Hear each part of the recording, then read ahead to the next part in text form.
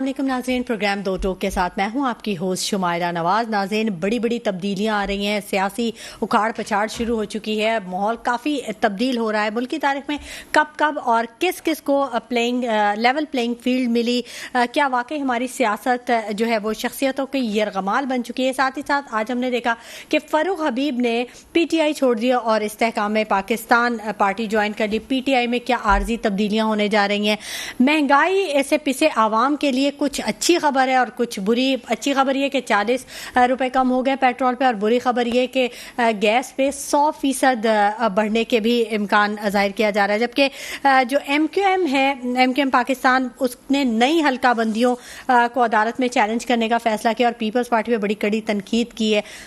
आलमी मंजरनामे पर अगर नज़र डालें तो जो बाइडन का बहुत बड़ा बयान सामने आया है। उसने कहा है कि गज़ा पर इसराइल का कब्जा बहुत बड़ी गलती होगी। गज़ा की सूरत हाल पर ईरानी वज़ीर ख़ारजा ने भी इसराइल को अल्टीमेटम दे दिया और उन्होंने कहा है कि ईरान खामोश नहीं रहेगा। जबकि निगरान वज़ीर आज़म अनवारुल हक काकड़ साहब ने भी एक अहम बयान दिया है और उन्होंने कहा है कि महफूज राहदारी का उन्होंने मुतालबा किया है ताकि फ़लस्तीन के आवाम को ग़िज़ा और अद्वियात पहुँचाई जा सकें। इन तमाम मौज़ूआत पर हम गुफ्तगू के सिलसिले को आगे बढ़ाएंगे। मेरे साथ जो मेहमान मौजूद है मैं उनका इंट्रोडक्शन दे दूं। मोहसिन काज़मी साहब हैं, तज्ज़ियाकार हैं।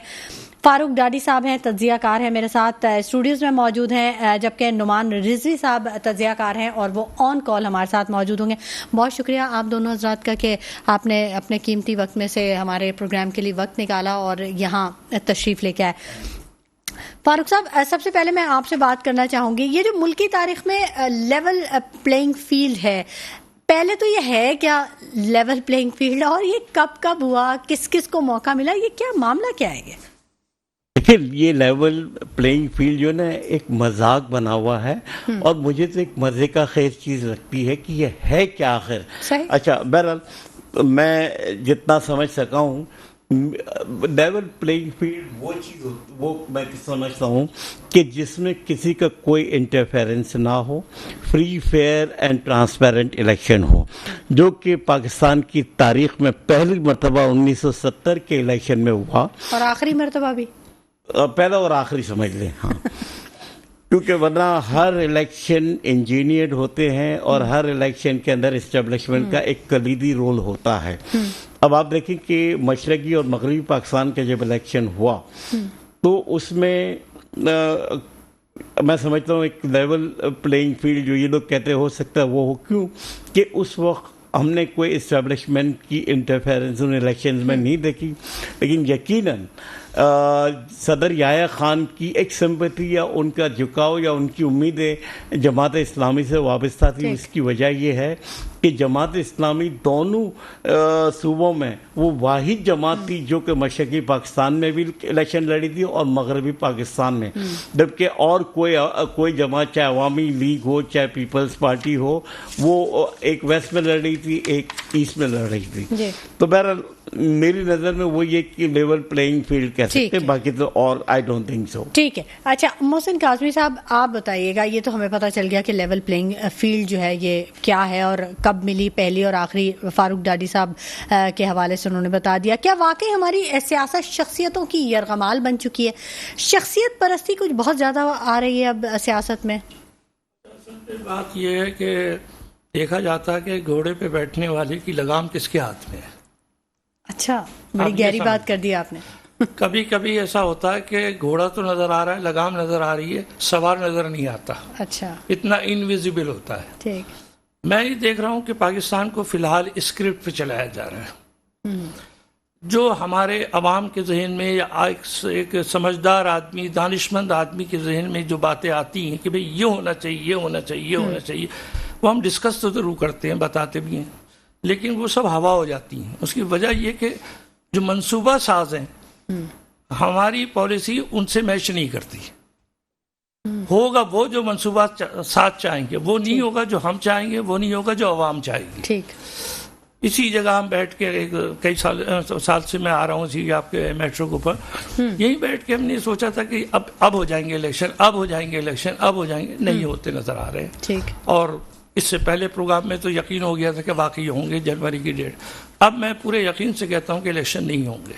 ایک پروگرام سے دوسرے پروگرام تک کا سفر جو ہے وہ ہاں اور نہ میں چلا گیا محسن صاحب؟ وہ اس لیے کہ آپ ان کے اقدامات دیکھیں، اقدامات بتاتے ہیں نا آزمی کے کہ کیا مثلا انہی نے جب 16 ماہ کی جو حکومت تھی آپ کی پی ڈی ایم والوں کی، تو انہی نے جب نگراں حکومت کے اختیارات میں اضافہ کیا تو ہم تو اسی وقت چوک گئے تھے ٹھیک کہ اگر واقعی ان سے نگرانی کا کام لینا ہے تو اختیارات دینے کی ضرورت نہیں ہی نہیں ہے. پاکستان کی تاریخ میں پہلی دفعہ ان کا تو صرف کام یہ ہے کہ وہ الیکشن کروائیں. اچھا، اب جو جیسے بلاول صاحب شور کر رہے ہیں کہ جی الیکشن کراؤ، ان کے والد صاحب جو الیکشن نہیں کرانا چاہتے، آج بھی فضل الرحمان صاحب کے ساتھ بیٹھے ہوئے تھے، وہ فضل الرحمان صاحب بھی نہیں چاہتے. اب یہ لوگ یہ کہتے ہیں کہ اگر ہماری جیت نہیں ہے تو الیکشن نہیں ہونا چاہیے. اور دوسرا یہ جو آپ نے کیا ہے کسی کو باہر کسی کو اندر، یا آج ابھی آپ بیان کر رہی ہیں کہ فاروق حبیب صاحب بھی آ گئے، تو وہ میرے لیے کوئی قابل تبصرہ نہیں ہے. ہم آپ سب جانتے ہیں کیوں آئے وہ، انہیں نے کیوں اعلان کیا، اور ہر ایک کا حق ہے جس پارٹی کو جب چاہے چھوڑ دے، کوئی اس میں پابندی کی بات نہیں ہے. بلکہ میں ایک چھوٹی سی بات کہوں گا، مذاق خیز نہ لگے، کہ استحکام پارٹی کو چاہیے کہ عمران خان کو بھی لے لے، مسئلہ ہی ختم ہو جائے گا. وہ بھی سی یو جوائن کر لیں، آ جائیں اس مسائل سے. کون سی پارٹی کی، استحکام یا استحصال پارٹی؟ نہیں، استحکام جو بنی ہوئی فی الحال. تو مقصد میرا یہ کہنے کا ہے کہ دیکھیے بھائی، یہ عوام کا مزاج دیکھیے تھوڑا سا، عوام کو دیکھیے. اب ایک چیز جیسے ہم تنقید بھی کرتے ہیں تو ہمیں اچھائی بھی کرنی ہے. یہ جو 40 روپے پیٹرول کے کم ہوئے ہیں، یہ واقعی ایک بڑا اقدام ہے، اور اس کا credit chief of army staff کو آپ دیں گے، کیونکہ انہی نے باقاعدہ اس کو اوپر کاروائی شروع کی. ڈالر کے اوپر ڈالر کی تلاش، ایک جیسے فلمیں چلتی ہیں سونے کی تلاش، ہاں، تو جس طرح سونے کی تلاش آئی تھی، اسی 5 سال چلی بھائی کراچی کے ایک سینما میں، اسی طرح ڈالر کی تلاش. کافی کام کر گئے وہ، اور یہ بڑی سنجیدگی سے کام کیا. اس کے نتائج ہیں، نتائج اچھے ہیں، اور موجودہ نگراں حکومت ان سے کہیں بہتر ہے جو 16 ماہ حکومت کر کے گئے.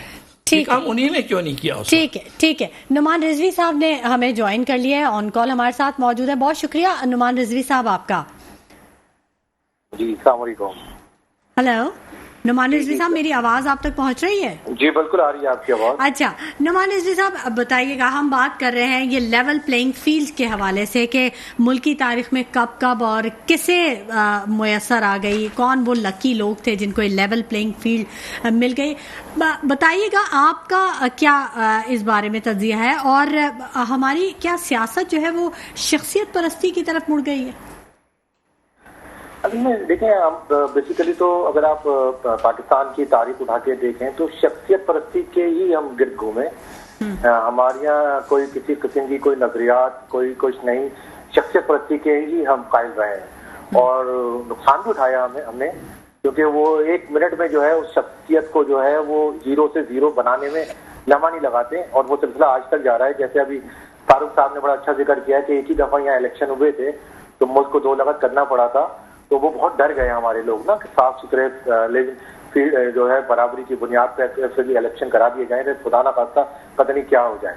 تو جن کو لانا ہوتا ہے ان کو لایا جاتا ہے، پھر پلان ہوتا ہے. اچھا مزیدار بات یہ کہ دیکھیں اسکرپٹ چینج نہیں ہو رہا، لوگ تو چینج ہو رہے ہیں، لیکن ہم دیکھ رہے ہیں کہ 70-75 سالوں سے اسکرپٹ وہی ہے، چہرے بدل رہے ہیں، مطلب اسکرپٹ وہی ہے، لوگ بدل گئے، نئے لوگ آ گئے، لیکن جو رائٹر تھا ہمارے یہاں شروع میں اتنا مضبوط رائٹر تھے وہ کہ ان کی لکھی ہوئی آج بھی چیز کرامت ہے، اور اسی فارمولے پہ عمل ہو رہا ہے.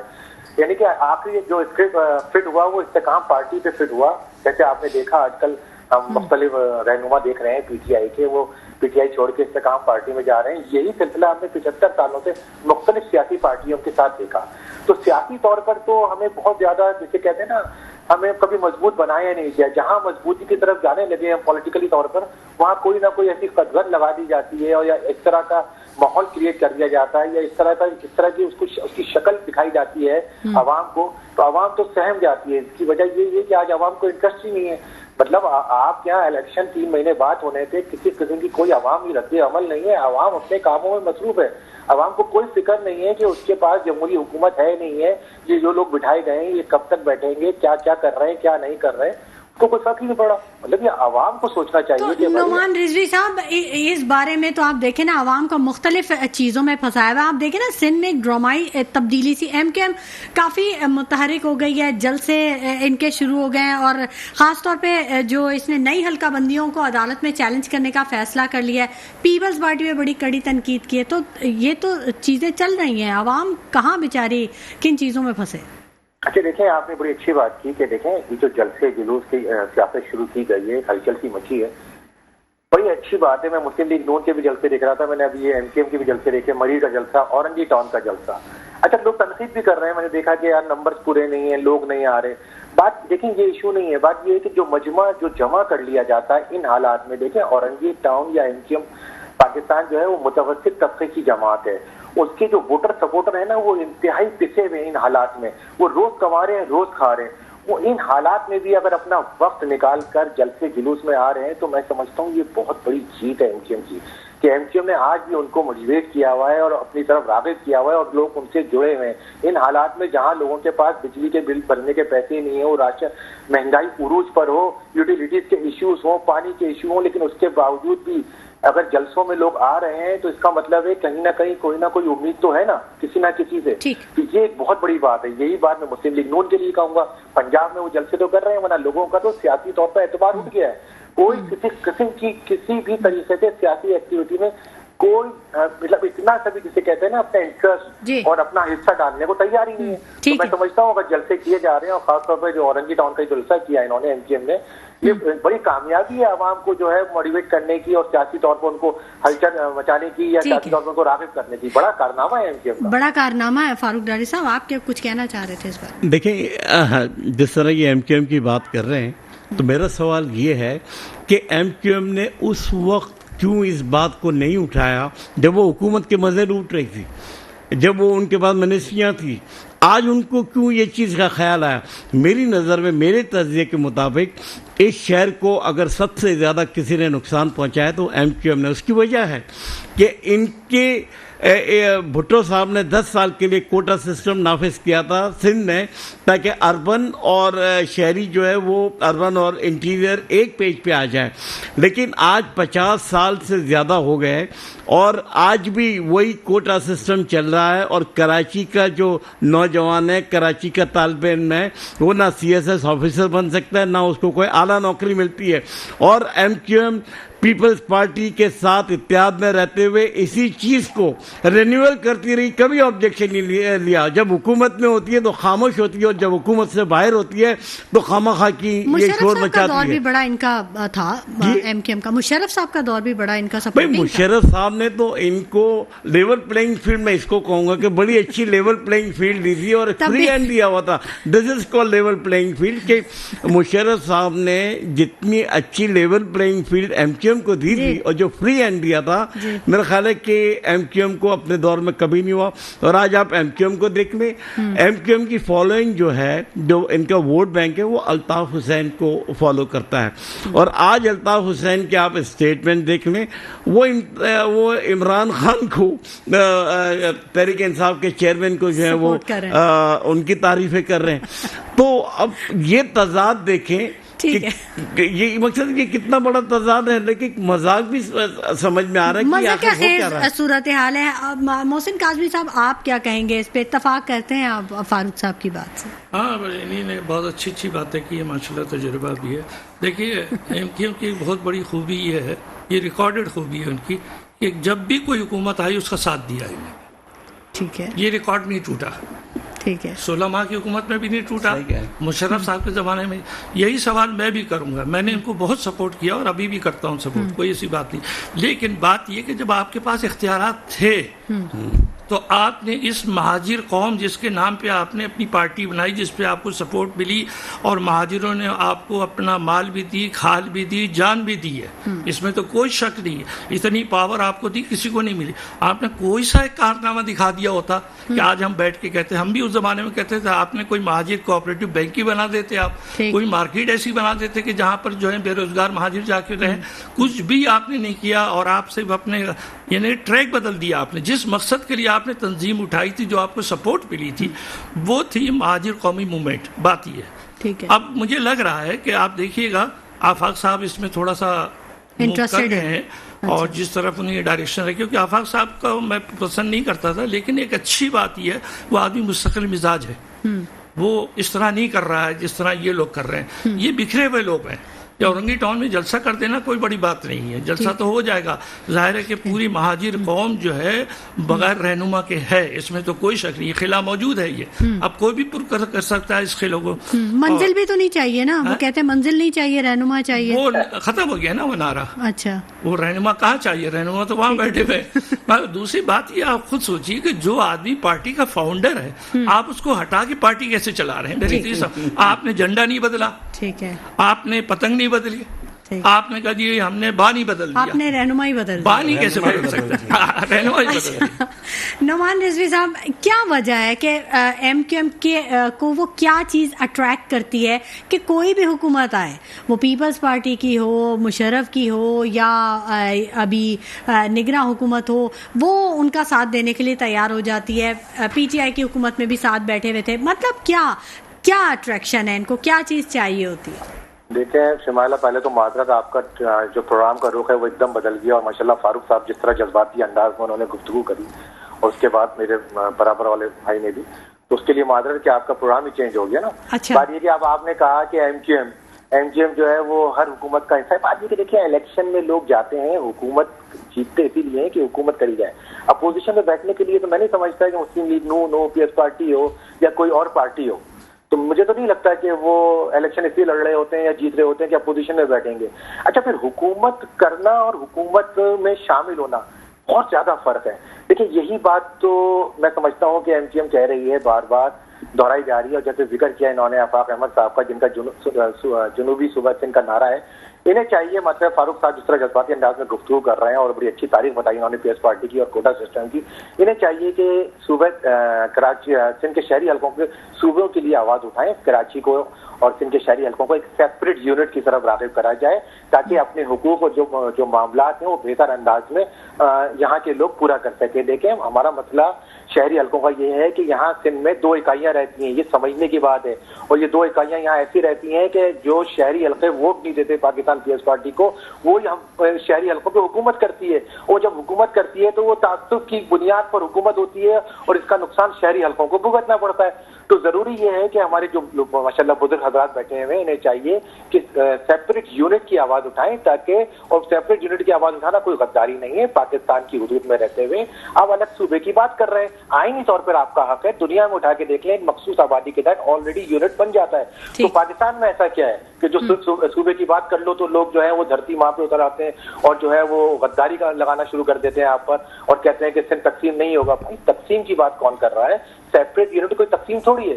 تو مجھے امید ہے کہ فاروق صاحب جس طرح انہوں نے ذکر کیا, وہ صوبے کی بھی بات پہ بھی اسی طرح جذباتی ہوں گے اور کوشش کریں گے کہ اس پر آواز اٹھائی جائے.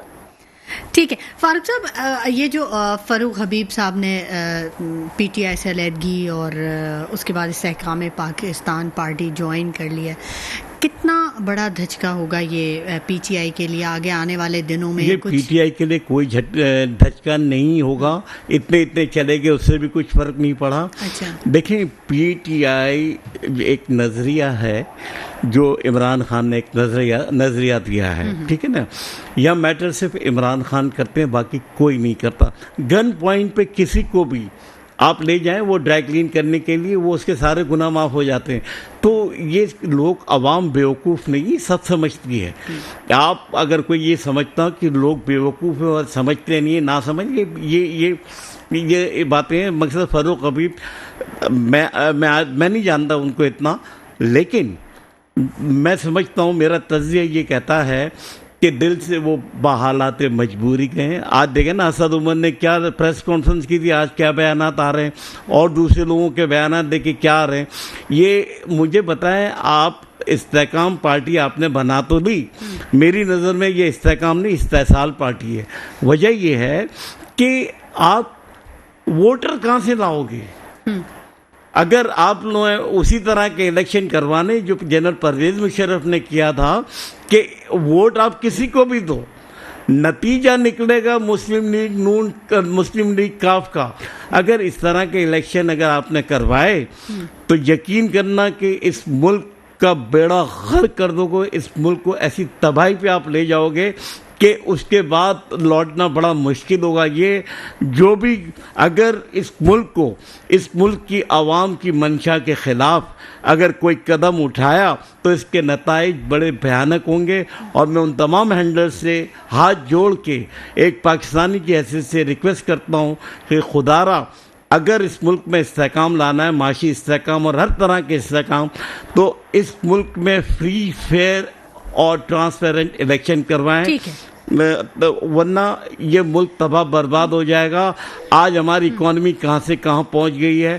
اگر آج میں دیکھ رہا تھا پیٹرول ڈلوانے کے لیے اتنی لائن میں لگی ہوئی, میں نے کہا کیا ہوا بھائی, تو لوگوں کو یہ ڈر تھا کہ ایسا نہ ہو کہ ختم ہو جائے اور پیسے پھر بڑھا دی جائیں.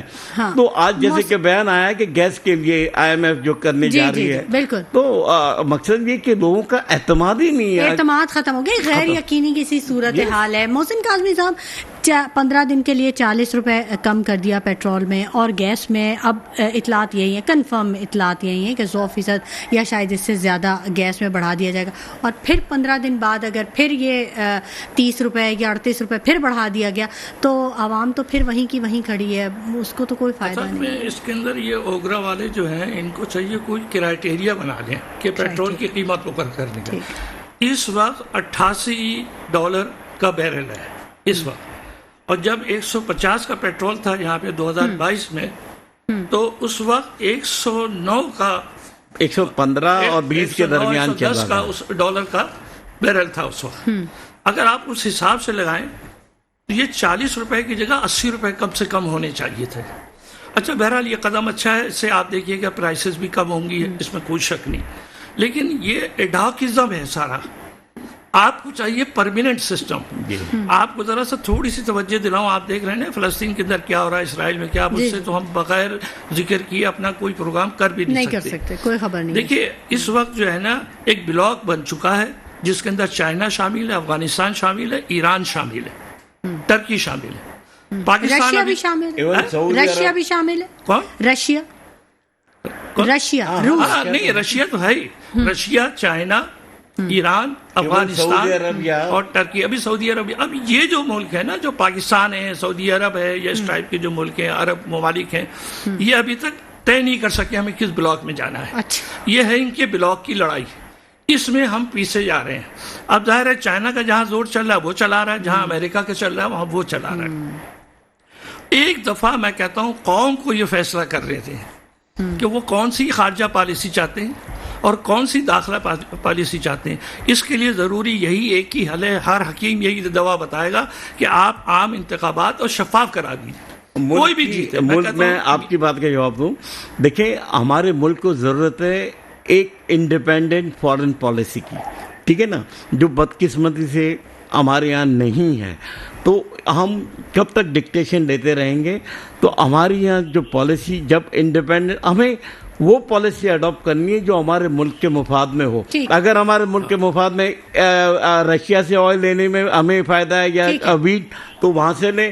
اگر آپ کو ایران سے لینے میں کوئی حرج نہیں ہے, تو آپ جب 25 روپے لیٹر ایران سے آئل اسمگل کرتے ہو تو بھائی پاکستانیوں کو آفیشیل امپورٹ کرو, 25 روپے آپ ڈیوٹی دو اور 25 روپے آپ عوام کو 50 روپے کا پیٹرول دو. عوام کے لیے کوئی بھی قدم اٹھائے, عوام کے لیے قدم اٹھائے. نعمان رضوی صاحب, یہ جو بائیڈن کا آج بڑا بیان سامنے آ گیا, غزہ پر اسرائیل کا قبضہ بڑی غلطی ہوگی, ساتھ ہی پھر ایرانی وزیر خارجہ نے بھی اسرائیل کو الٹیمیٹم دے دیا, صورتحال میں کچھ بہتری کی امید پیدا ہوئی ہے؟ دیکھیں بڑی اچھی بات کی آپ نے کہ دیکھیں صورتحال تو ان کو بہتر کرنا پڑے گی, کیونکہ جو عوامی رد عمل آیا ہے وہ بڑا انسپیکٹڈ ہے, چاہے یورپ کنٹری ہو یا امریکن ہو یا دیگر ممالک ہو, بڑا زبردست عوامی رد عمل آیا. اس کو بیسیکلی اگر آپ دیکھیں تو ہم اس کو مذہبی زیادہ انسانی حقوق کی بات کریں, لیکن UN نے جو بھی آرڈر جاری کی اس پہ امپلیمنٹ نہیں ہوا.